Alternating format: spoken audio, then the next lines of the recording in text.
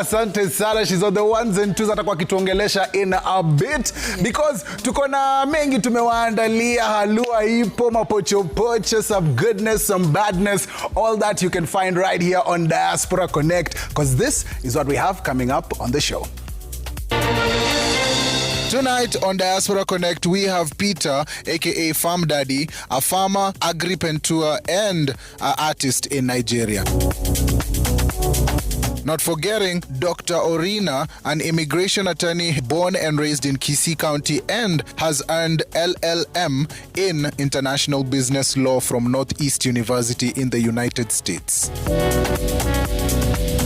We also have Miriam Mboya, who is a former Pacific Northwest immigrant from Seattle, now a political candidate from the King County Council seat aspirant. We also have Moses Gidinji, a father to many, helping us gear up to Father's Day, spirit from home to the world. Yes. And that's what we have coming up. As you can see, lots of good stories by Kenyans from beyond the borders, of course. And I like the fact that leo tutakuwa tukiingia Amerika kidogo, tuangalie maneno iko aje. Also, we have amazing postcards from our diaspora family. Kuna wengine walikuwa World Cup wakishuhudia, so we'll be giving you tips about that. Plus, in studio I have amazing guests. And when we talk about amazing, tutakuwa tukishuhudia story na pia tukisikia story about how life is away from home, alafu pia how important it is to come back home and make those vital investments. But before tufike hapa, tuingie sights and sounds. That's something we always do right here on Diaspora Connect, and this is where I show you somewhere in the world, and then you, the most important person on the show, come through on all our social media handles and you tell us where you think this is. So look at this amazing place right here. Angalia mandhari hapo, angalia sea line, coastline pale. Look at architectural artifacts pale. Angalia hapo tao yao, angalia CBD yao. Look at the mountains there. Angalia, different types of living settings hapo, because this is our sights and sounds. And all you need to do is go on over to our social media handles. Ukiingia pale kwenye X @Citizen TV Kenya, use the hashtag Diaspora Connect and tell us where you think this is. Now, please start with your amazing names and where you're tuned in from, because you are the most important person on the show, and being important is letting us know where you are tuned in from. Aya, ukishamaliza hiyo, let us know unafikiria hapa ni wapi. And as the show rolls on, I'll be giving you a few interesting facts about this place, some figures about this place, the geographical location of this place, so that you can narrow down to where it needs to be. But before we get there, nataka ni engage our amazing guests in studio. Of course, mshakutana na DJ Star, and also na Dr. Orina ako up in the place. So before we get to know them, Father, nataka muniambie, DJ Star, hebu angalia hii mandhari hapa. So unaiona hiyo area hapo. Where do you think this is? Nadhani ni wapi hapo? Inakaa ni wapi? New York. So DJ Star anasema hapa ni New York. Hiyo tutaiweka kwa list. At the beginning there is no right or wrong answer, so hiyo tumeweka kwenye list. Aya, New York iko courtesy of DJ Star. Aya, Dr. Orina, wewe unasema aje? When you look at this area right here, ukiangalia mandhari, ukiangalia hiyo, unaona watu wakitembea pale, ukiangalia venye transport system iko, where do you think this is? I think this is from one of the Shenzhen cities. Okay. I can't figure out, but one of the Shenzhen countries. I'll give it a guess. Italy. Okay, so as I said at the beginning, there's no wrong or right answers. You get to guess, and then as the show goes on, itawapatia another chance to guess. So DJ Star and Dr. Orina musijali. That's your first guess. Once I give you some more interesting facts about this place, maybe your answer might change, or you might decide to just stick there. But you at home, please usiogope, chukua simu, communicate to us or to our Instagram @Diaspora Connect KE. Make sure you slide on through. Alafu pia kwenye WhatsApp, kwa sababu hii WhatsApp namba yetu ambayo kwa screen yako sai, very important. Text us, send us those messages, tuambie ni wapi, because we would love to definitely hear from you. We are the #1 connecting show in the region, so connection ikwe a two-way street vile inafaa. So before I head on over to the hangout to talk to a man like Dr. Orina, I want us right now to travel. Ulikuwa unadhani tupande ndege? Well, you are wrong. Ndege hapa lazima tupande na tuende all the way. Tukutane na Mkenya ambaye ana conquer different territories, has stories inspirational, plus when it comes to leadership. Sisi wa Kenya ni kama huwa ukizaliwa Kenya, yani leadership iko tu ndani yako. Ni wewe tu uende out there, uone the opportunities that you can get, alafu pia actualize to the fullest. Plus, when you are talking about good things, Father's Day, yes, we are celebrating that on the show because we did Mother's Day in the right kind of way. So right now we want to salute all the fathers. So your message for Father's Day itakuwa muhimu sana. Still on our WhatsApp number and all our social media accounts. If you write to us, I'll be reading some of those messages as the show rolls on. Na pia ukitaka kutuma video, hakuna mtu amekukataza. All you need to do is put your phone on landscape, alafu record your nice video and then send it to us and we'll broadcast it to for the whole world to see. When we talk about the whole world, it's time to globe trot and going to meet an amazing Kenyan, Miriam. Hey, how are you? I am great. How's everybody doing? Should I speak Swahili? I'm going to try Swahili or English. Which one works better? Whichever. It's right here in the 254. It's you're kind of a linguist expert if you can dib and double into both. If you can speak a bit of Swahili, mix it with English, Swahili English, Swanglish. Yote inakubalika. So please don't feel any way. Feel at home. Feel relaxed. Feel comfortable. Thank you very much for taking the time out to join us, because this show was made for champions like you. We always want to highlight and, shine a different kind of light to amazing Kenyans who are, taking up the mantle and conquering different territories in many different ways. So before we start, first, I'm going to give you your flowers. So kudos to you, Miriam, and thank you very much for all the contributions that you've made, especially to the Kenyan community. Thank you. Sawa. Hey, Aya, tuambie, how has your day been? It's a Saturday. What have you been up to? Where are you in the world? Before we get into all those good stuff. Awesome. So thank you so much. And viewers, it's so great to be with you guys here. So I am in Seattle, Washington.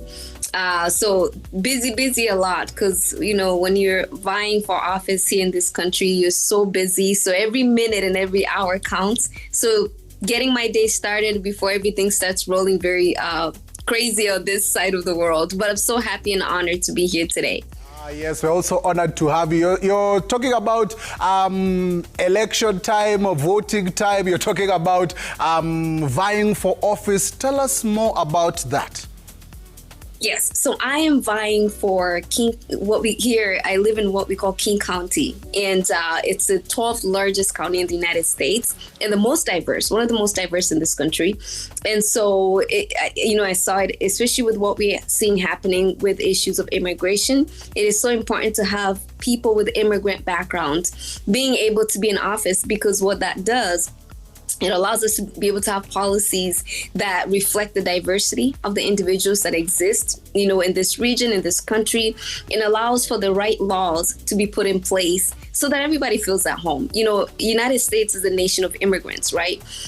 With the exception of what the people we consider or we honor as the Native Americans. The Europeans came, the Africans came, and so what we do now is make sure that the rules and the regulations that we're putting in place can accommodate everybody, and that everybody's being served from a place of equity. Equity is so important in this country. Matter of fact, our Declaration of Independence, as written by the forefathers, is so centered on equity, and they were so much insistent on everybody that is on this land should be treated with a particular approach. And that was to make sure that there's a legacy of that equity for everybody that came, because they did acknowledge that this will be a nation where people will be able to come and be able to start families and be able to live and settle in. And so we make sure, for us, who are in this nation and are involved in government to any capacity, we make sure that, these laws, these policies are reflective of who lives in this nation. That's amazing. And we definitely have to get to where the inspiration comes from, how you decided to take this different kind of opportunity and seize it. But before we do that, let's recap a bit, relive your life through your stories. Talk to us about growing up, hearing about Kenya. I don't know if you've come to Kenya before. Talk to us about some of those interactions and how important it is for you to be called one from Kenya. Yes. So I was born in Kenya. And so my family came here when I was very little. So I grew up in the US, but after class 3, I was in Kenya. And I actually went in gay primary school. I don't know if there are any people watching from gay.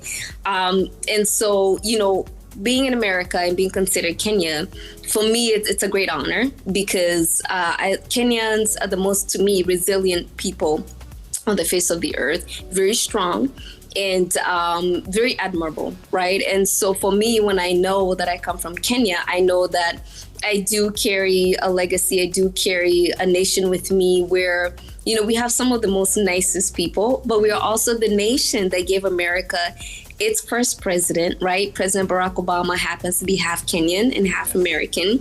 And so when I see things, with that kind of inspiration also from President Barack, it's I knew that if I really wanted to see change within the community where I live, within the state where I live, that I did have to be a part of that. I do happen to have a background though in political science. Growing up a little bit in Kenya, you knew there was time for news at 7 o'clock. Your family would sit and watch the news, and yes, and that impacted, my desire to be civically involved, even when I came here.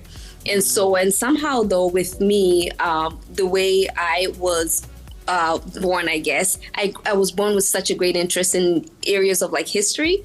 And eventually that rolled over and turned over into interest in political science. So I'm a political scientist by training. I went to Seattle University here in Seattle where I live. And so that definitely played a role when I started. It played a major role in seeing that I needed to arise at this time.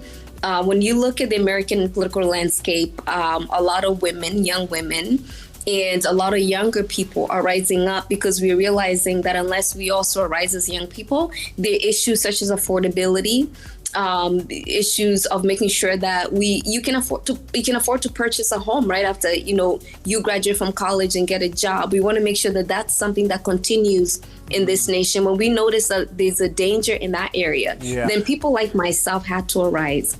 Had to arise and be a voice. And that's so quite interesting the way you've phrased that. And I like the fact that you've also shined a special light on women being in positions of power, especially when it comes to politics. Because I'm sure if I'm looking at this from my perspective, from a Kenyan looking at you, ningesema, hey, Miriam, si ungelan uko mambo ya politics, alafu ukuje nyumbani kupigie debe hapa, instead of campaigning or representing or going out there in Seattle and representing a different kind of community. Why not come back home and, put that knowledge into use right here in the 254? Or is that the future plan? But, let me answer that. I think that's a great question. One of the things I've noticed, especially with the Kenyan politics, and I'm going to be very careful as I comment on this, but as a political scientist, let me give input, right? One of the things I notice is that sometimes we have leaders that come and they're educated in the West, and then they go back to Africa, right? Or they come back to Kenya. I am cautious with that because I believe in order for a person to lead a place, they need to experience exactly what's happening in that place firsthand. They cannot be exempted from the experiences of what everyday person is going through. The reason why I ran here in the US and the reason why I said this is where I'm going to be able to make a different impact is because I experience what everyday person in this country is experiencing, in this region that I'm in this county. Because anytime you have a leader that is not wearing the shoe that you're wearing, it's going to be very difficult for them to be able to lead because they're not going to lead from a place of lived experience. They're going to lead from a place of what they think is a solution to your problem. And it breaks my heart when I sometimes come to Kenya and I see young people with degrees having to resort to other hustles, because the leader they have in office cannot identify with their struggle. So we in Kenya, my recommendation is being able to elect mama mbogas. Those make the best women reps. You know why? Because she knows the ground. And when you're politically wanting to make a difference and bring changes, you want somebody that has experienced exactly what you're fighting. So for me here, we're fighting making sure that there's affordability. I'm a young person. I know the pain of that. Yes. I was, the taxes that we're paying, right? One of the things that we're really struggling here is like, we're paying taxes, but we're not seeing a yield, a return that we would want to see as people in this region. Yeah. So myself being one person that's affected, that's how I stood. And one of the things I am letting the voters know, I am here to lead you from a place of lived experience, not from a place of theory. I am a political scientist. I could have decided to just, arise and say, I'm a political scientist, I'm going to run for office. It doesn't work like that. But I'm running from a place where I have the experiences of the issues that are happening right now. Yeah. And I'm able to bring solution together with my expertise also because I'm also still part of government. Yeah, that's why I... Yeah, that's a good kind of combination. As you've said, you have the experience of living there and also your expertise in, the field of political science. So a good kind of combination. So I'm sure the community is happy to have you as one of the representatives. What does it take to vie for this position? Is it like, what are some of the people who vote? Is it like a whole kind of only certain communities, or is it, talk to me about that whole process so that I can understand it, because I wish I could send you my vote, but I don't know if they allow registration from other countries. No, they won't. So obviously you have to be a citizen of this nation. You have to have grown up here. And like I said, it's right now we have what we call voter apathy. Voter apathy is when people feel like even if I vote and I don't vote, it does not make a difference. So it takes people like myself to arise and tell people, no, we still should have optimism. The issues that we have at hand are still solvable. You just need somebody. For me, for instance, in this race, I'm the only candidate. We are three of us. I'm the only candidate coming in with internal government experience in terms of the county that we want to represent.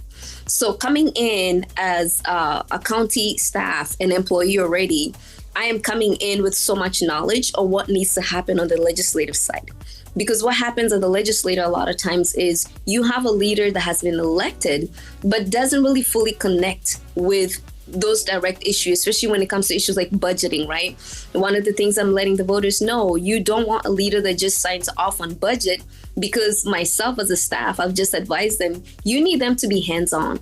You need them to be so meticulous in how your money is being spent, right? Here, the voters really care about how their taxes are being spent. That's the key. And so for me, I come in as someone who's here to make sure that their taxes are going to be spent exactly the way they would want to be spent, right? Using all the things that have been put in place in this nation to make sure that each individual has a voice in their government. It's just that now they take each one of their voices and just put it in me, and I become the voice that is able to see, to sit in the legislature and be able to represent them.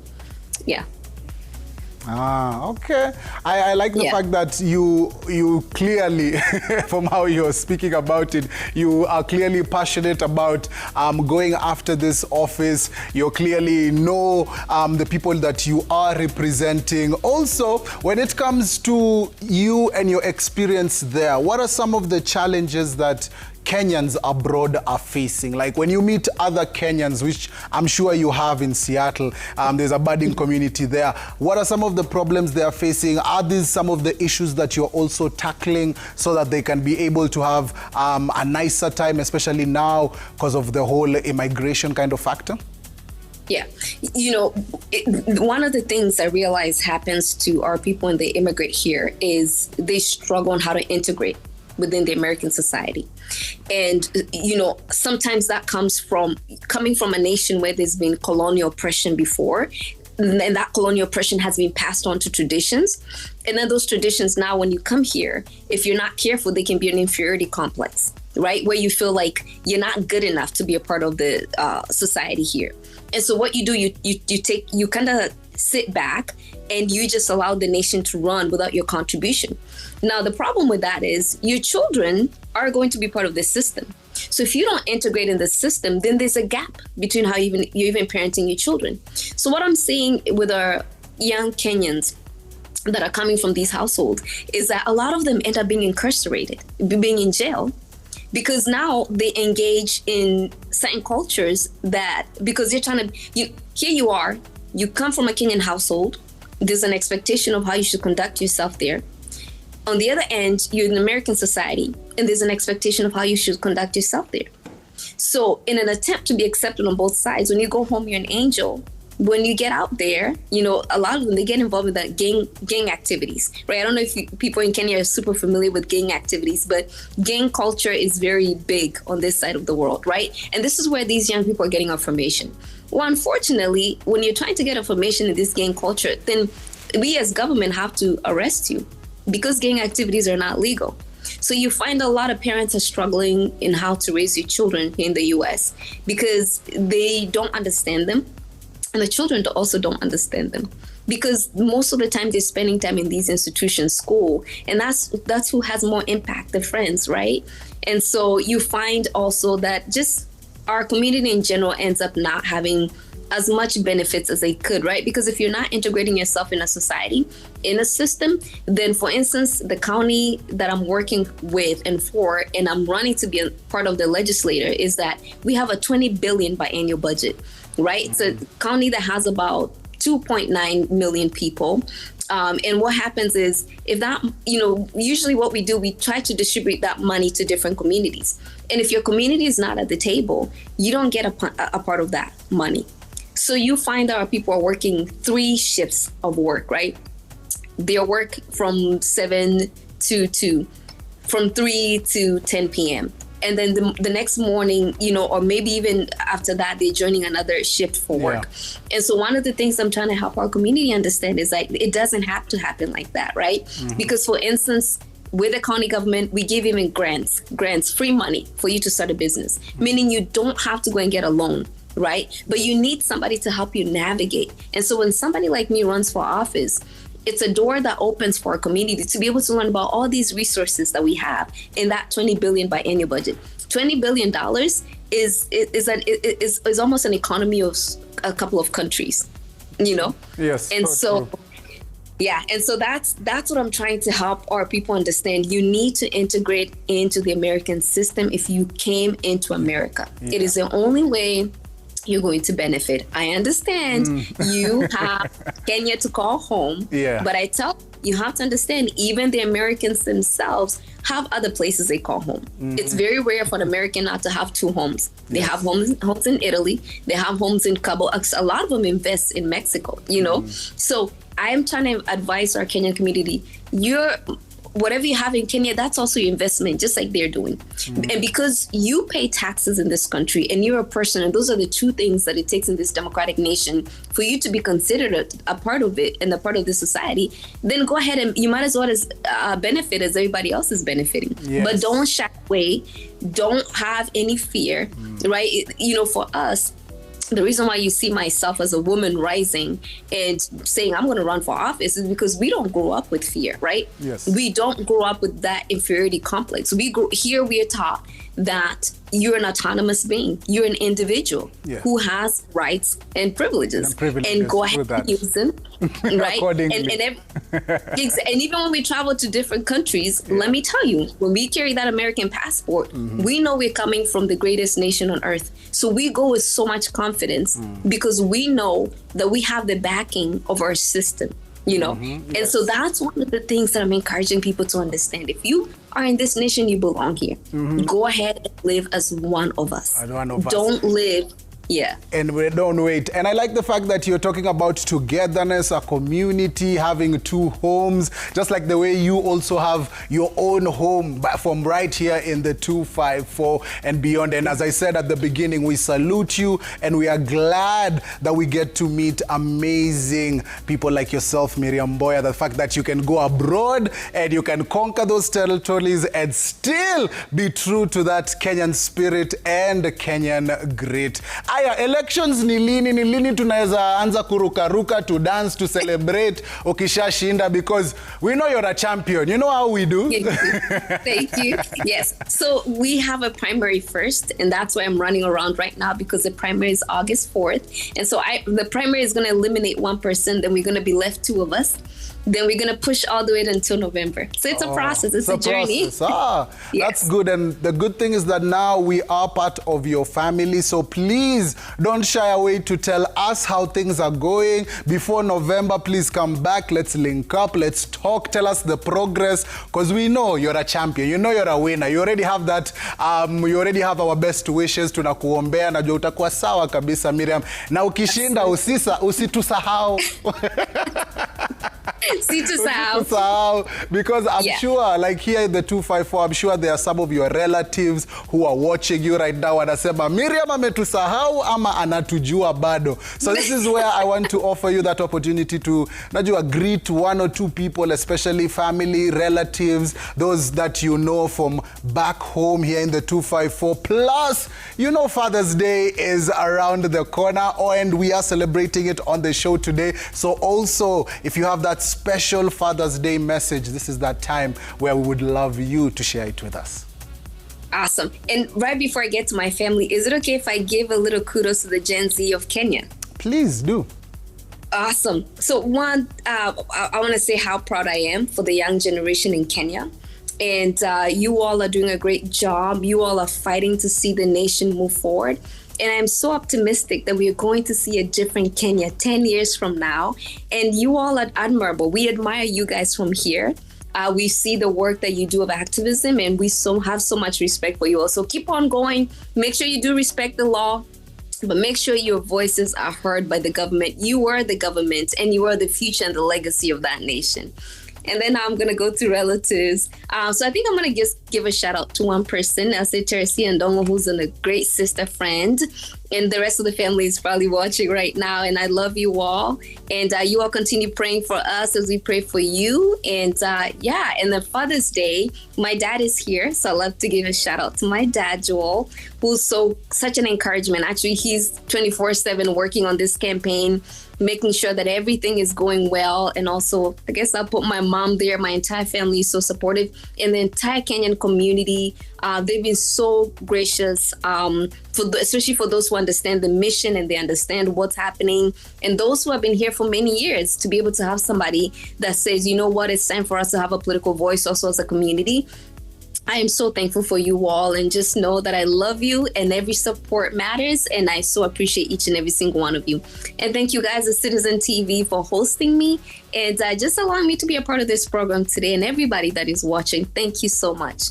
Thank you very much, Miriam Mboya, all the way from Seattle. And we can't wait to link up with you once you are elected into office and we can celebrate in the right kind of way. And that's what it's all about, always on Diaspora Connect, those intriguing and not lost stories just for you, the most important person on the show. And that right there, Miriam Mboya, all the way from Seattle. And we big her up, because this show, not only do we connect you with all those amazing stories, but we also shine that bright light on those amazing Kenyans who are doing so well, especially away from home. Si rahisi kukonka tu, unaweza ka nyumbani useme mi pia naweza, alafu kipewa opportunity na kuwa kizungumkuti. So sometimes you have to definitely appreciate all those who've gone before us.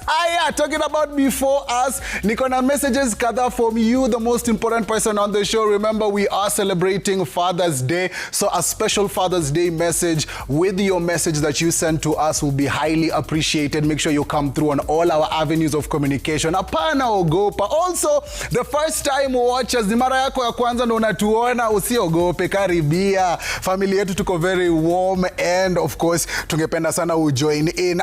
Wacha nisome messages kadha wa kadha. I see one here anasema, I love this show so much. It makes me feel as if I want to go to the diaspora and I need to be in the diaspora. It gives me me that good feeling of love, unity, and fully connected with my brothers and sisters from far away. It gives me the sense of discovery on how Kenyans do explore the world as they look for better lives. Kenyans ni watu wako na effort na wanajua kujituma. That right there is Dalton Mwanzia from Kalamba in Makueni County. Thank you very much. Another one here says, hey, I'm Jane. Call me Mama Jude. I'm wishing Baba Jude, my precious Joseph Kinyua, a happy Father's Day. He has been an amazing dad. He makes it easier to parent our baby girl Jude.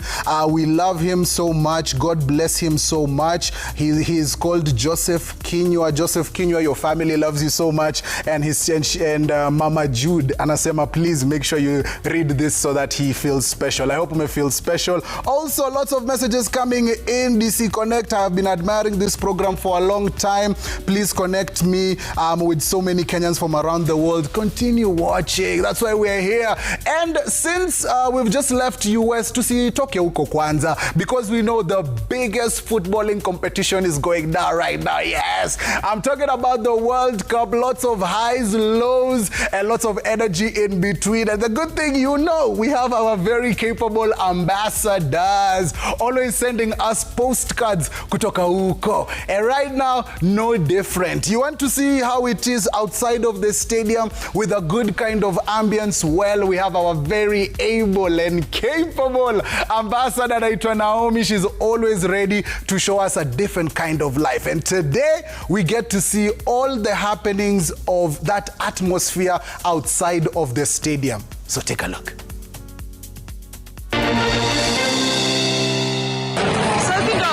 Streets kuko. It's such a wonderful feeling, so calm, it's nice and warm. Such a beautiful feeling. Security iko tight. Pale kuna screen. Unaona hapo watu wanawatch hapo. So off, tunaenda sasa kwa street nyingine tuone venye feeling iko. So guys, unaona hii ni street nyingine ya Seattle. Huku life ni kama kawaida. I think kama hawa sio fans for football. Huku watu wanaendelea tu na maisha yao kama kawaida, like nothing is going on. Hiyo ndio Space Needle. Hii ndio landmark ya Seattle. Kama utakuja ukiwa tourist, lazima ukuje Space Needle. Ndio hiyo hapo. Na leo ni public holiday, that's why kuko hivyo, kumeboeka tu.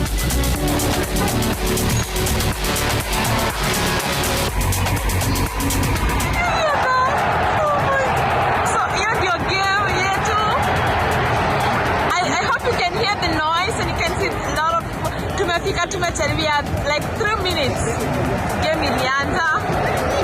It is so exciting and so good. So just to let you know, USA na Australia ndio wanacheza saa hizi, and uwanja umejaa, and the capacity of this field is 72,000 people. So I suppose 72,000 are seated there. The funny thing is, akukai crowded.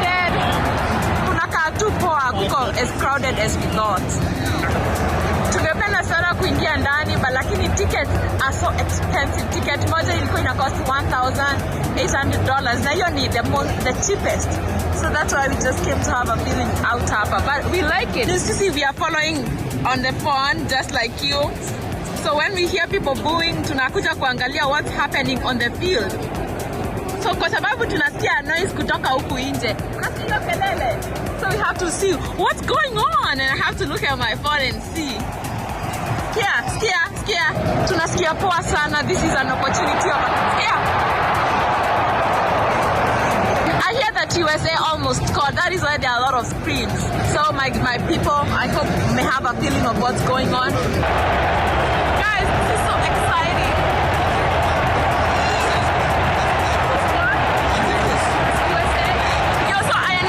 USA scored 1-0. Oh yeah. Oh where is it? Oh yeah. Let me try to zoom in and see. You guys, you see goal for you. There you go. Can you see that?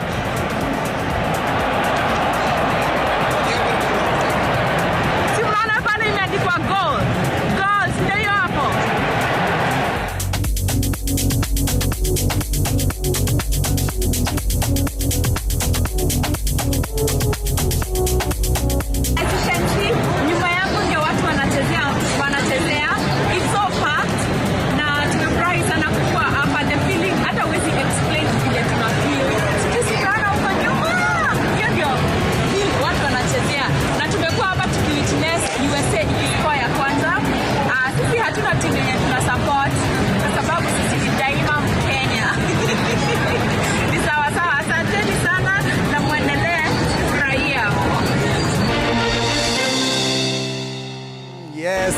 Yes, nje ya study. Umeona vile mandhari iko, maneno iko kama hiyo. So thank you very much Naomi, our very capable ambassador huko. Ametutumia hiyo postcard. Aya, hiyo ni outside of the arena. Hapo ni outside of the stadium. Now I have another capable ambassador for Diaspora Connect. Our guy, he's been on the show before, anaitwa Eric Njiru. He's also covering the World Cup that is happening in the United States, and this is what he sent us.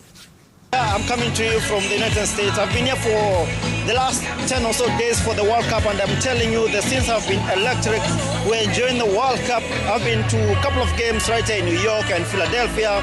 Next week I'll be touring other states. I'll be going to LA, I'll be going to Miami to see the other games, But the World Cup for me, the experience has been quite good. I've met a couple of Kenyans. People are enjoying the World Cup. Kenyans are here, a lot of them. Also the other Africans. South Africans have been to Mexico. They also came to the United States this week. I've seen people from Ivory Coast. Remember, Ivory Coast won that game. They beat Ecuador. Ghana are in Toronto. Ghana are in Canada, but they'll be coming to the United States for the next game, which I think they do play England. But the whole experience has been quite good. We've enjoyed here. Obviously, we do always travel for the World Cup matches and the AFCON matches. But for this one thing, it's been different. It's been good because we expected, according to what people were saying before the World Cup, it's going to flop. But listen, man, the World Cup has been probably one of the best things that we've seen in recent times. The stadiums are full. There are so many people. I mean, the culture is different right here. There's the United States. The people from the United States, these are the Americans. They're quite happy about the World Cup. They're enjoying the World Cup. They're coming to the stadiums. They're interacting with you, and they're quite welcoming. So for me, it's been a good experience. I know we're only 1 week in, and we've got 4 weeks to go. So we're still continuing to enjoy the games. And yes, that is it. Back to you. Yeah, I'm coming to you from the United States. Thank you very much, Eric. He's there. We'll be joining him next week again as he gives us more of those interactions from the World Cup. A different kind of perspective right here from Diaspora Connect. And as you've heard, man like Eric amesema watu wako huko, Wakenya wako huko pia wanajinice. So a different kind of setting from that for sure. Make sure you continue getting interactive with us because I can't wait to read some of your Father's Day messages that you're sending in because we want to celebrate our fathers to the fullest. Plus, our amazing DJ Star is still up in the place. So we'll be getting to her in a few so that she can mix us down, get us on the dance floor so that we can have that good kind of vibration. Also, not forgetting, man like Dr. Orina is up in the place. We'll be sharing a lot about being in the diaspora, work-life kind of balance, kurudi nyumbani, kujiset up vizuri. That is also an important cycle ikifika when it comes to diaspora kind of affairs. So that is en route in just a few. So keep on getting interactive with us. So plus, inakuwa very simple. If you want to be on the show, all you need to do is come through on all our avenues of communication, especially our WhatsApp number, because we would love to share your story with everybody out there and to shine that specific light. Inaweza kuwa family member wako, ama inaweza kuwa someone that you've always wanted to hear that story. Make sure you are writing to us. So if you know them, make sure you are sharing all our details with them so that they can be on the show and we can connect them with everybody else. Plus, don't forget, Fridays, 2 p.m., we have Diaspora Connect repeat episodes so you can recap, relive all these good moments and all these good stories that we share right here on the live show. And talking about live, it's about that time pale tunapanda ndege tena na tunaenda majuu to meet an amazing Kenyan, first of all, a father. So I'm glad we can celebrate him well as we head on over. Alafu pia we'll be connecting with him so that we hear his experience ya kukua away from home, because I know it's not easy, especially being away from your family, friends, people you love. Vitu umezoea haikuangi rahisi, but I love the fact that Diaspora Connect gives us that opportunity to connect with such amazing Kenyans. Aya, namuona ile side nyingine ako ready, raring to go. My dad, how are you? Unafilaje? Mimi niko sawa. Umesikia nimekuita my dad kwa sababu leo tunawa celebrate fathers. Thank you. I really appreciate. Of course, thank you very much for being here with us. Thank you for taking the time out. Tunaona uko out and about, uko kazini, una run errands, uko wapi exactly sai? Actually, I'm in Tesla dealership. Tesla. I know, the gas prices have been it's rising up, and so sasa nimekuja huku to buy a Tesla car to my son, so that's why I'm here. Niko hapa outside Tesla dealership. Wait, did you say you are going to buy your son a Tesla, ama hii ni Tesla yako kwa sababu ya gas prices? No, it's for my son. I'm gifting him a Tesla. I told him to pick up whatever gift he wants. He said he wants a Tesla car.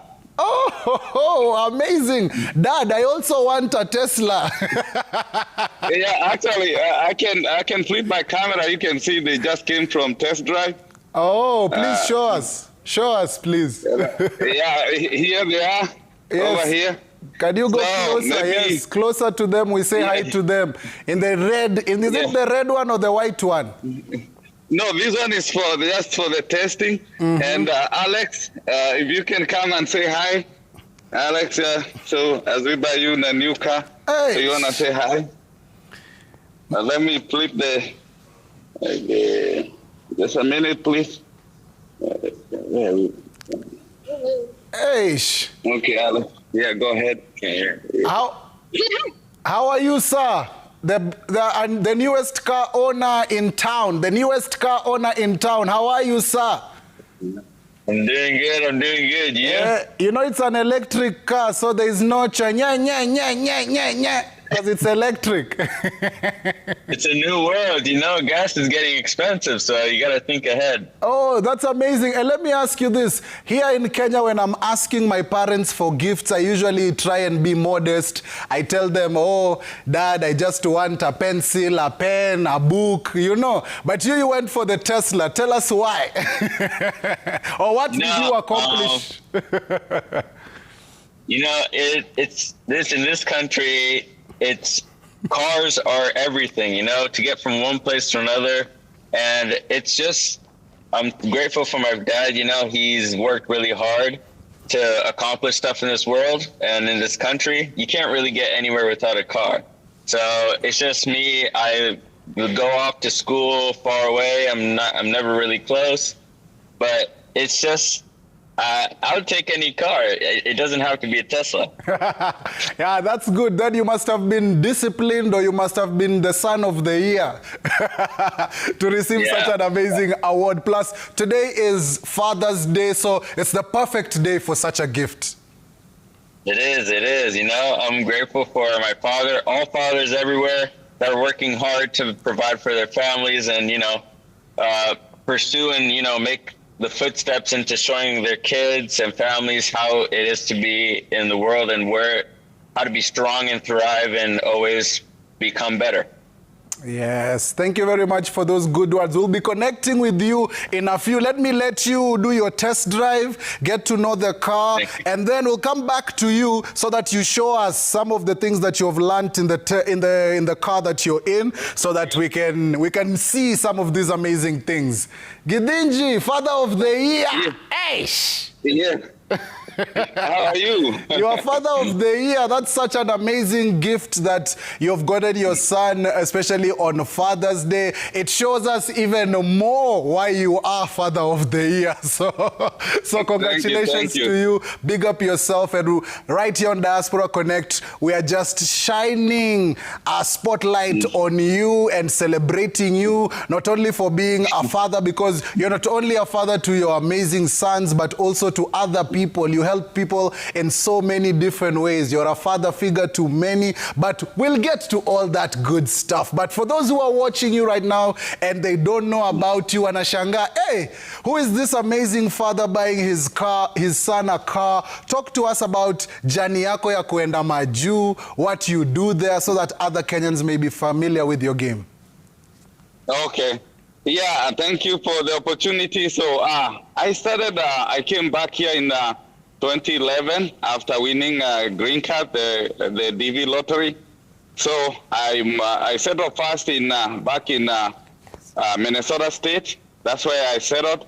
Then, when you get to the state, it's not that easy to start life here. So I had to look for, place to start. And with that, when I was trying to get myself together, I found that I can join the military.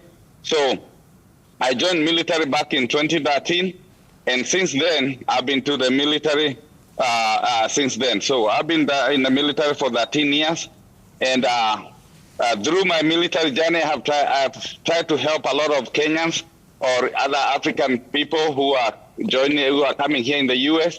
And because, to be sincere, military in the U.S. is one of the best career you can get, and it helps you to settle. It helps you to take care of your family, like I'm doing right now. And also, it's one of the best things you can get out of the U.S. by serving in the military. There's a lot of benefits that come with it. If you want to buy like the Tesla I'm getting for my son, I'll get some military discount out of it, and so many other things.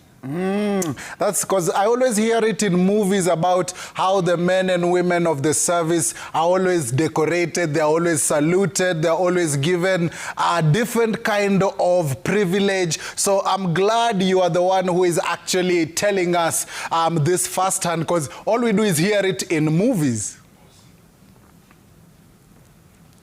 Yeah, so anything you need to know about military, I'm here. I think we can set another day for that. But I have all the information you need about joining the military here. Okay. And what about the basics? You know, there are those who are watching you, they're like, at least najua nikuwe na passport but kuna kitu nyingine nahitaji kukuwa nayo, nikimbie vizuri, ninyoe nywele, nifanye. Do you need to do some of those things? What are some of the basics, so that as we give them your contact, wako na some things already wako nazo? Okay, good question.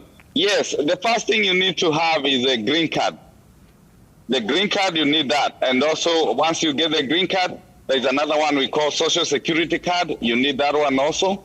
Then after that, you need to be within the age bracket. And the age bracket for you to join the military is between 17 years and 42, as you get to 42 years. So you are qualified. And then something else, you need to be within the height and weight standard, which every branch has its own weight and height standard. So, and there are 5 branches in the U.S. Air Force, in the U.S. Armed Forces, which is the Army, Navy, Marine, Air Force, and Coast Guard. So you can join any of those the branches. And every branch has its own policy when it comes to joining any branch. And there's something that is common on all of them, which you need to do a test. It's called ASVAB test. And also there's another physical test, like medical test you need to do. Once you pass both, then you can join any branch in the U.S. Armed Forces. Okay. I watch a lot of military movies. I'm a fan of them. Does it mean that Gidinji, you can now come ukue commander hapa ama upige saluti nini? Yeah, for sure. Yeah, yeah, I can do that as long as you're in the military. Yeah, we can do that. I can also collaborate with the Kenyan military. We talk. We always have some inter-relationship between the U.S. military and Kenyan military, and so that's something we can do. But I think that's going to have to go through another channel level. Yeah, exactly. True. Yes. Also, talk to us about the balance of family, work life, hapa na pale kutembea. We've seen your son is smiling, happy, ready to go to school. How is that like, bringing up your child in a different kind of culture, but pia, because I'm sure unawafunza mambo ya Kenya, culture yetu, tamaduni yetu. How is that like? Talk to me about raising your family, especially away from Kenya. It's a big challenge. I will not lie to you. It's a big challenge, but you have to be that one that don't bend rules. So for me, I don't bend rules because of we are in a different culture. I have to teach them the way that I was taught by my parents, and with that, the good thing with the kids, they adopt whatever you teach them. That's what they're gonna take. So mimi kwangu kuna ile sheria tunafuata. And thank God that my kids have able to follow, and that's why I'm doing this for him, because he's my firstborn, and he has never let me down. And that's why me as the dad, I will not let him down. Yes, but there are challenges here, especially when they go to like a class. There's a class you can find sometimes that he's the only maybe black kids over there. And we have experienced that. It's not an easy experience, but with time, they kind of adopt to it. And then also, but you have to help them to go through it because it's a challenge. Also, there's some culture. You find there's a different culture. They are being taught some stuff that in our country that we think is not right. And we kind of try to, get together as other African, because we have a lot of Africans, churches and community around that we try to, even if our kids gonna be in school with the other different kids, when they get to like weekend or holidays, we try to interact them with other Kenyans so that at least we don't like completely lose our culture, but we still kind of try to, teach them and try to adopt them so they can able to learn the American culture, and also they also know that we have another culture.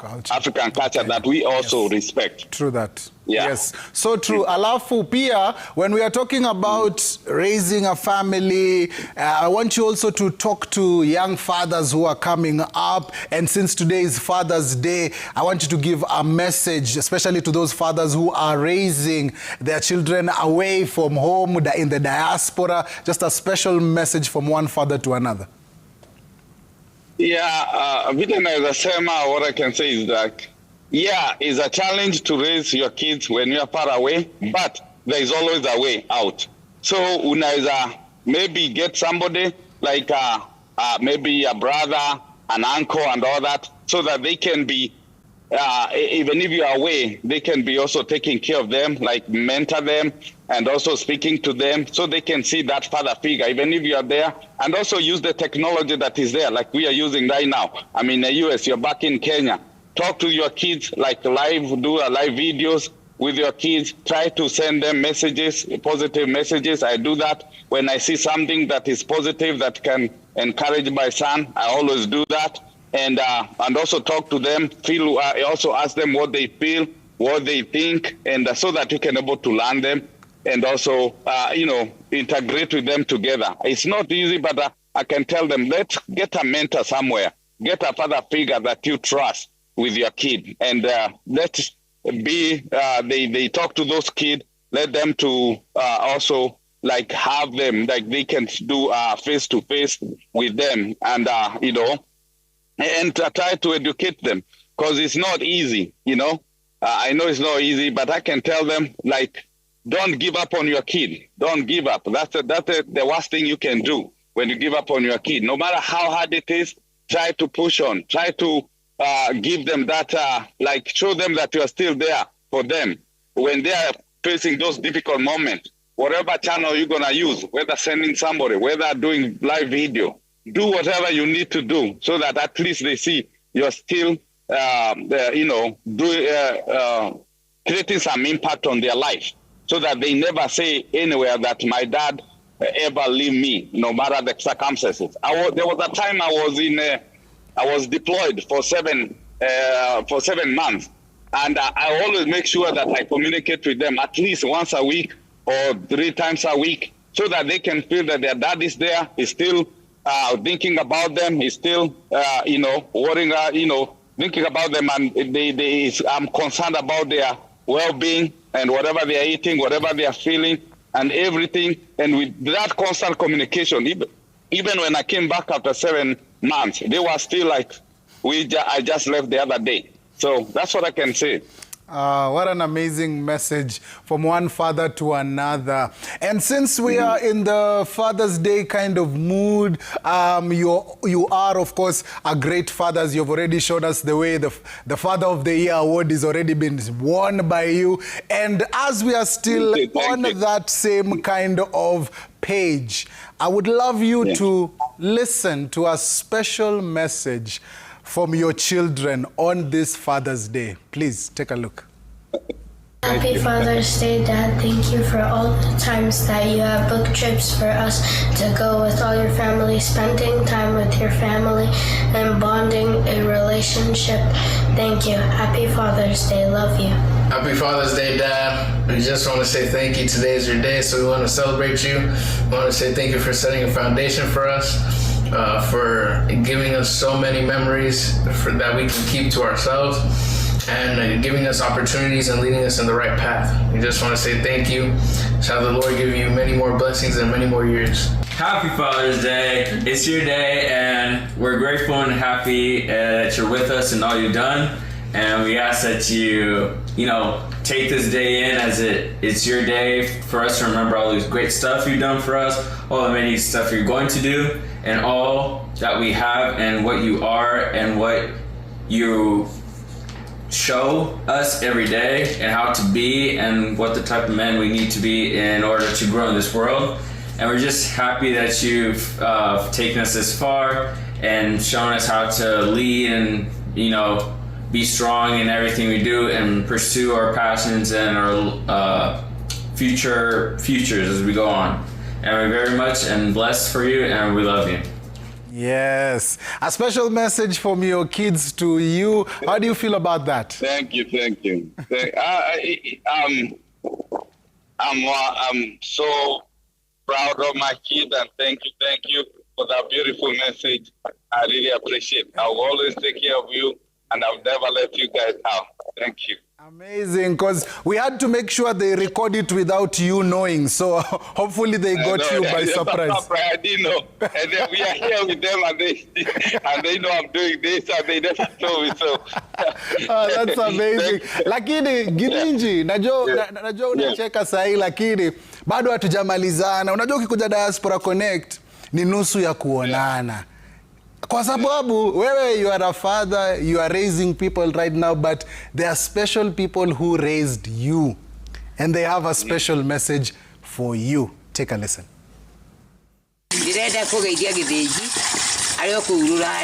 Happy Father's Day.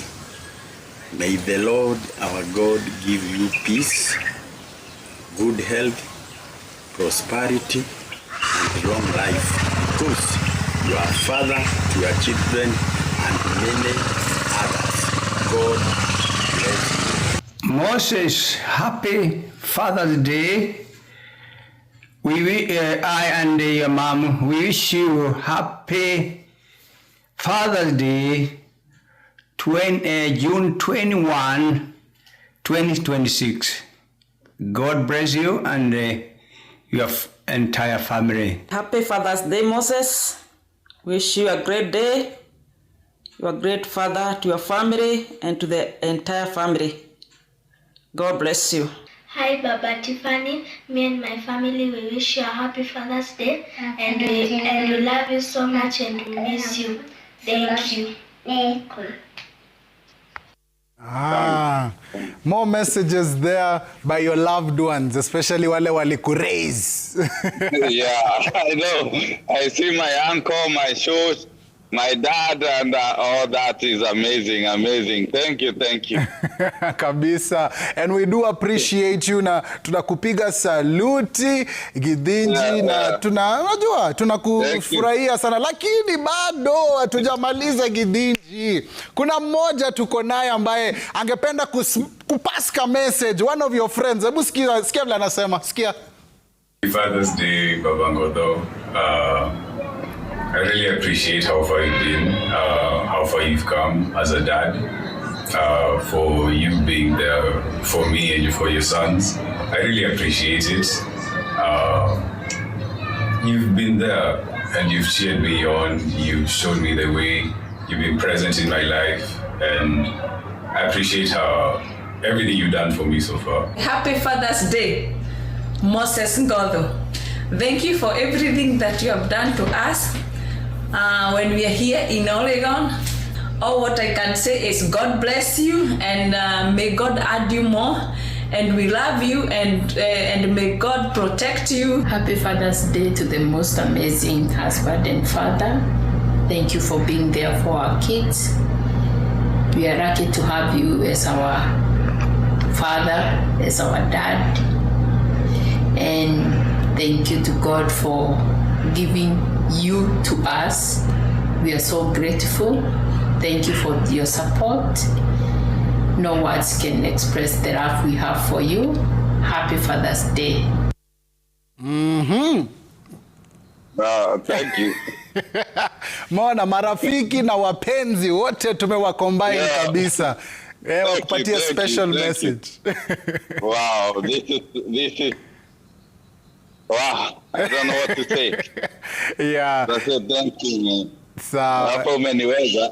Lazima military sijui kama waliwaambia musilie kwa sababu hata machozi 2-3 gidinji. No. Vile kuna jua huku huwezi ona lakini yes.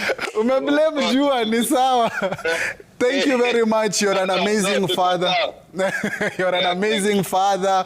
You're doing some great work, not only for your kids, but for a whole community, and we appreciate you. And mimi request yangu ni moja, ni adapt hata mimi. Like gari electric naeza endesha hata mimi. No, you are welcome. I'm ready to take those paperwork na tufanye za adoption. I'm ready to adopt you. Sawa, nitaongelesha mama yangu tujue itakuwa aje, but thank you very much. Hata tukuache. Can I say hi to my friends? Oh yes, of course. Tuma salam basi, twende. Nataka kutuma salamu kwa rafiki zangu. We were there from, Kenya Poly, all the, Rohio, Boni, Santos, Moremi, everybody in Joti, all that, like, you guys have been amazing friends, and also have amazing friends here in the US I met. I say, everybody, like, thank you. My dad out there in Arizona, happy Father's Day. And all my brothers, Maina, Terito, Nelson, all that, thank you guys, happy Father's Day. And all my cousins, happy Father's Day. My cousin, Jim, happy Father's Day. All guys, like, non-stop. Like I say, everybody, happy Father's Day, and thank you for this opportunity. Nice. Thank you very much, and we salute you and we appreciate you. Thank you very much. And umalizie mambo ya malipo na gari, and then we'll... Nani wametambua skies za shabiki? Ni clear! Wana fly to the highest multipliers wakidondoka na big wins. Naitwa Ronald Jonathan. Mazee mimi nilianza tu kucheza kidogo. Mazee kafika mahali naona mbona ninaweza fika hii mita. Nilianza na 10 bob, kaenda tu increase. Nilikuwa nimepanga kuanza kwa biashara. Sasa naona at least capital imejipa. Mimi chenye tu naweza sema ni kujiamini kwanza.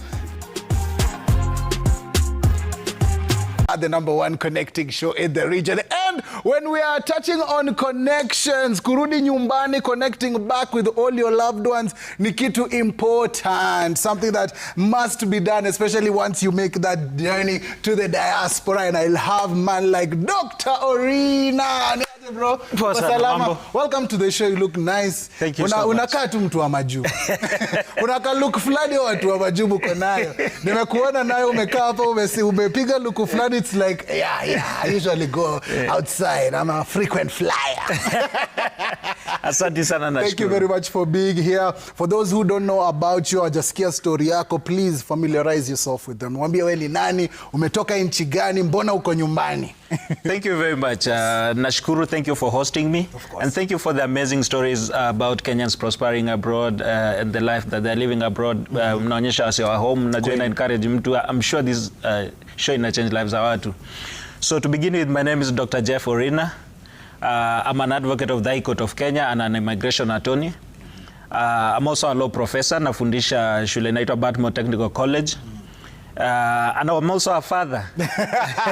Umeona ma Father's Day messages hapa na pale, so happy Father's Day to you. I'm sure it must be one of those days where it reminds you of so many things and also gives you so much joy. Yeah, thank you very much. Yeah, so thank you for hosting me. Of course, anytime now you're our family member. Jua tu, ini the first time we are meeting, but not the last. Absolutely. Kabisa. Aya, nataka tuongelele kidogo kuhusu your journey, especially ukiwa hapa nyumbani, because I know you've gone to the diaspora, because guys also love to hear that experience like. So maybe nataka utupatie tu a brief description of how you, ni opportunities gani zilijifungua, ukaingia majuu kidogo, ukarudi, and all those those many things. Alafu pia give us also some of those specific things that someone may need that to actualize the dream ya kwenda maju, kwa sababu passport iko sawa, but there's always more things and more skills that you could add on to yourself to make sure diaspora life is a bit smoother. Thank you very much. Kuanzia, I think when maju is the easiest thing that you can do. Vile umesema, the first thing ni passport. Najua lazima ukue kwanza na passport. But before that, I think that ile kitu ya kwanza lazima ukue nao ni hiyo ndoto. You must have, you must dream about it. You watch such shows and other shows out there about Kenyans in diaspora and things like those.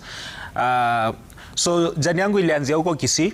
Natoka Kisii County, nilienda primary school huko South Mogirango.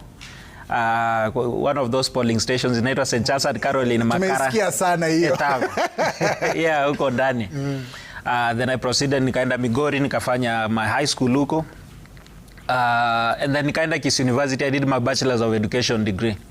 Mimi ni mwalimu wa history na Kiswahili. Hizo ni subjects nilikuwa nararua mimi. Hizo sikuwa nawacha marks kwa exam. History, Kiswahili nikafundisha kidogo huko mali huko Kisii. Kuna shule inaitwa St. Aloysius Kiogoro. But just before graduation, nilikuwa nimewak na law firm kidogo. I also have an uncle is a lawyer, and nilikuwa naona vile anakaa vizuri, anaendesha Mercedes. I also thought this is the life I want. This is the life I want. And natoka huko Gembe, there's a court station that is around there, and I used to see how lawyers work. They feel good. Prestige. Yeah. So as I was doing my first bachelor's degree, nikaingia kuna law firm nilikuwa nafanya huko Kisii. Shout out to Ochoki. Kuna wakili Kisii anaitwa Ochoki. He was my mentor. Akanisukuma sasa, after kumfanyia kazi for some time after graduation, nikamua kwenda University of Nairobi, Parklands. The University of Nairobi. Parklands, School of Law. I did my bachelor's of law degree. So during that time pia nikaanza masters yangu ya MBA Kisii University. Hiyo time Kisii University ilikuwa na campus hapo Corner House. So nilikuwa naishi Kitee wakati natoka Kitee na kuja asubuhi, tulikuwa na morning classes za MBA. Alafu naingia kajoba hapa kwa law firm hapa ilikuwa inaitwa Mariba hapa Hurlingham. And then 5 ikifika nilikuwa nafanya evening classes hapa University of Nairobi Parklands. Nikamaliza huko, nikaingia Kenya School of Law. Nikamaliza huko, nikakuwa admitted kama wakili hapa. So during that time hizi ma WhatsApp group nini watu wanaforwardingi vitu, nikaona mtu amepost about Northeastern University School of Law ina admit wanafunzi. So I took the challenge, nika apply. And I got an admission. It was like that's just that trying it for the first time ikaingiana. And everybody, I think most private university in the US, once you apply, most of them, if you qualify, they'll give you a chance. And if you're from some of these countries that I told you, kama sisi, most times they'll give you part of the scholarship. So after hiyo nika apply, kuna processes, unajua unaliwa na kuambia ulipe tuition kidogo, wanakuprocessia makaratasi, unaenda embassy and all that. So you are doing this all by yourself, nobody to help you? Google. Google, TikTok, YouTube. So wewe ulikuwa unaingia kwenye mtandao, una gain the information, alafu unaiactia. So ukitumia email wakikwambia sasa apply, kuna wanakuambia for example I-20, unaenda una Google what is an I-20, unaenda YouTube una watch videos, there's a lot of information out there. Unaenda TikTok unaona watu wanaongea about the same thing. Una prepare kwenda visa interview, unaona like una Google boss commonly asked questions for student visa kama hizo. So that you're prepared, so no kitu yote isikupate off guard opportunity ipotee. Ujue na kama US embassy unajua ukienda huko they have to make a decision within 2 minutes. So ukienda huko ukiwa prepared, uko na confidence, you have all your paperwork together, higher chances of So after kama uko unprepared unagwaya itakuwa no. Kwa sababu hata vile unatembea hivi kuja kwa dirisha, kwa wale agenda embassy unajua ni kazi zile kama kwa banks. So kuna zile vyo huko unaona one way, but mtu wako nje hawezi kuona ndani. So ukitembea kutoka huko anakuona, anaona hata confidence yako, demeanor yako. And most of the visas that tuna apply ni zinaitwa hizi na ni migrant visas, ni visa kama visitor students, yani tunaenda utarudi yeah. Na hiyo ukikuja unakaa mashida sana na huyu hata kaa nyumba rudi na kaa utatorokea huko hapo. Ukikuja na suti sana pia anaweza ona huyu jamaa una try kutujaribu yeah. Ni ukweli cause hiyo inakuaga process muhimu sana cause yes, kuingia ile ndege ya kuingia hiyo majuu is a different step than hiyo ya kujiprepare, especially when it comes to going for interviews, when it comes to your visa. It's important, yes, the way you dress and the way you talk and the way you walk, zote zina factor into hiyo jibu utapewa huko. Absolutely. And most of this information iko online. So hata ukiwatch TikTok mbili, so algorithm idalani msata kwenda majuu, so itaanza kuletea more of those kinds of videos na kusaidia kuprepare yes, because it's usually quite important ndio at least ukue usipatwe offside, usiulizwe kuhusu hii na ungekuwa umeresearch ukajua kuliko uende huko uanze sijui don't give me time all those things might make you lose the opportunity. Absolutely. So wewe ulienda huko ukaenda huko, I think nilikuwa too confident, nimevaa tu official yangu safi, nikapeana documents, akaniuliza why Northeastern University. So before hata nianza kumwambia, because it has a co-program, and next time use a more recent photo. We want to see how handsome you look now, not 5 years ago, because niki-apply pia nilikuwa like ikuje isikuje ni sawa. So niliweka picha nyingine ya kitambo, hata sikuwa na ndevu. Ulikuwa hata yani you were just doing it to seize the opportunity. Corrections tutafanyia mbele. Tutajua mbele. So and actually under 30 seconds I got my visa. So ni kuingia Boston, state inakuanga story nyingine normal. Kila mtu ako state anaweza kuambia story yake na kila story ni different.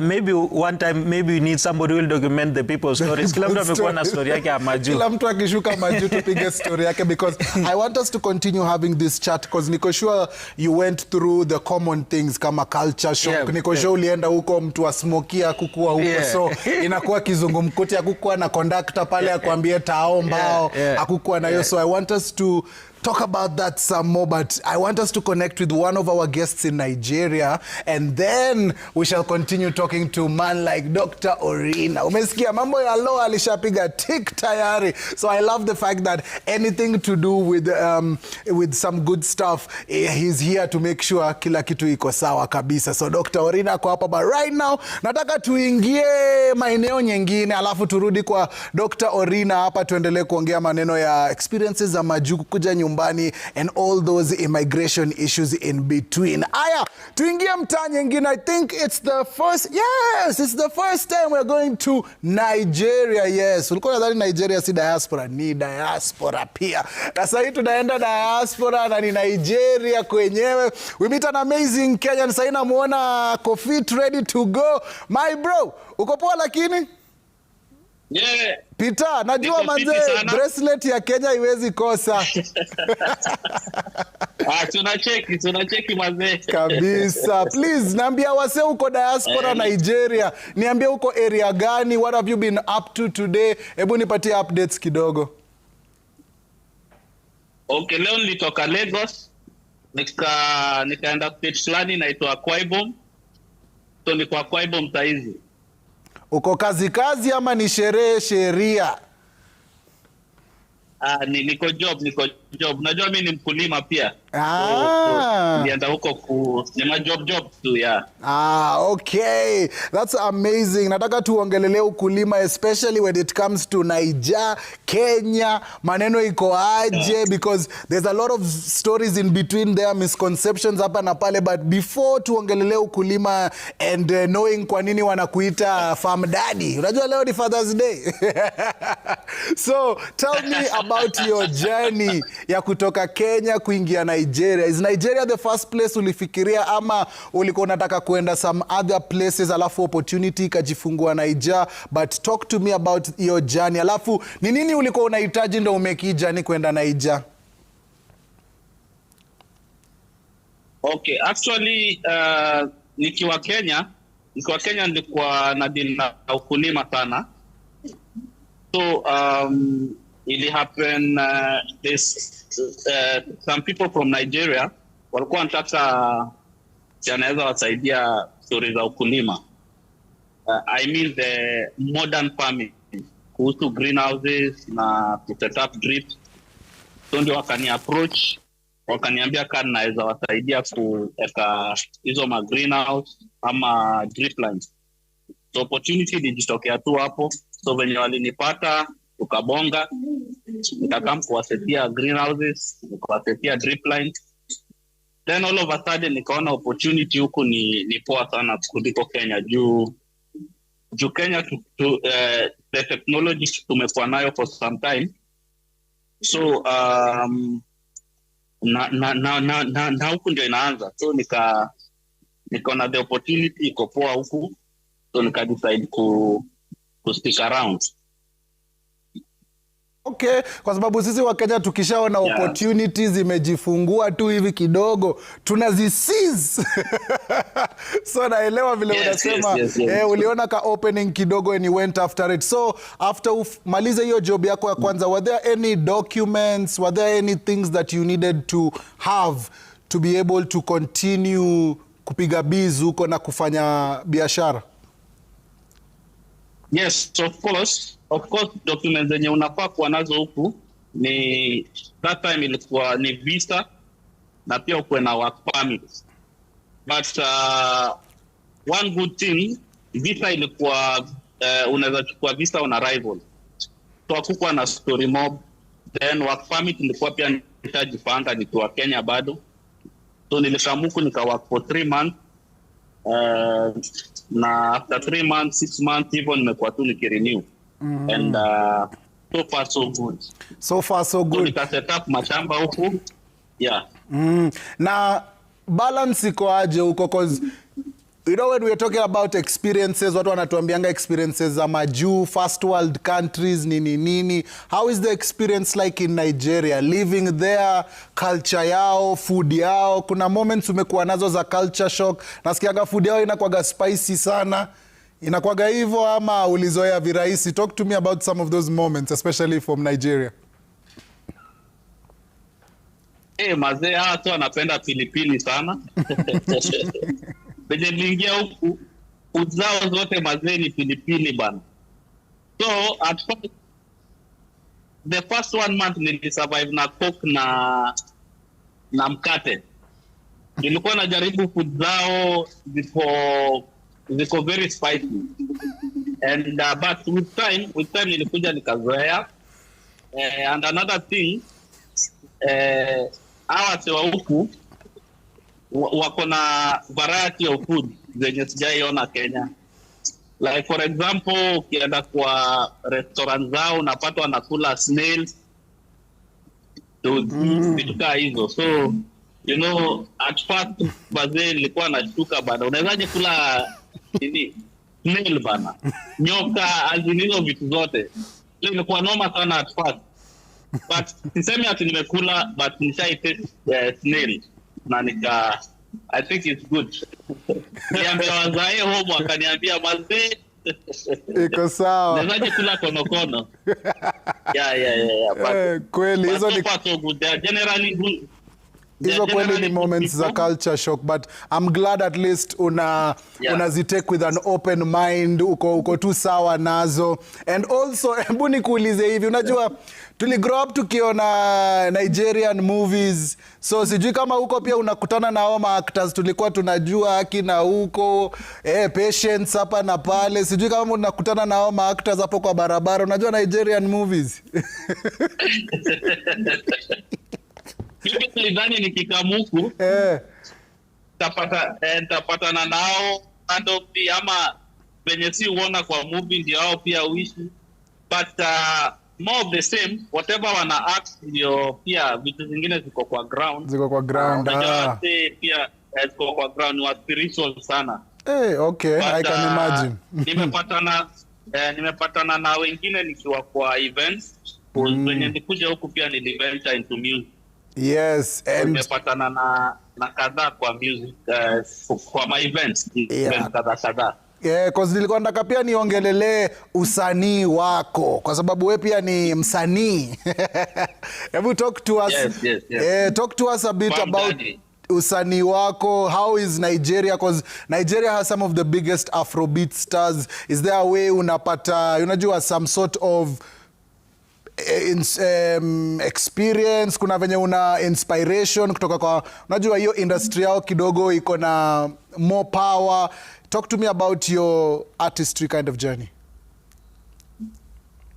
Yeah, so far so good. Venye nikamuku, niko Kenya, nilikuwa napenda music sana pia, na niko kampo IGAD, nilikuwa tunaorganize mashow. So kukamuku nikapata wasee mazee watu wanajituma sana music. By the way, kuna very talented young people here. So ndio nika decide, actually idea yangu ilikuwa ni kukoma record label yenye inaitwa Kenya Niger Connection.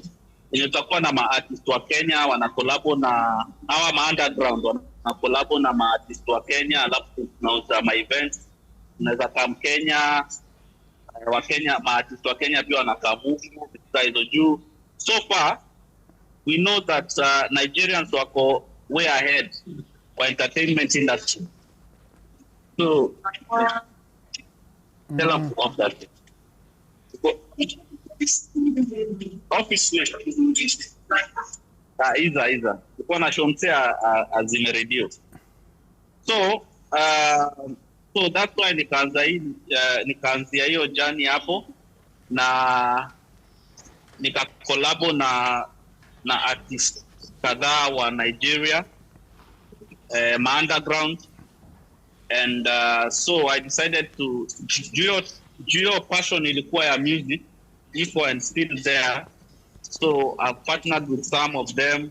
We have done several songs, and an album is coming soon. Awesome stuff. Hapo sawa.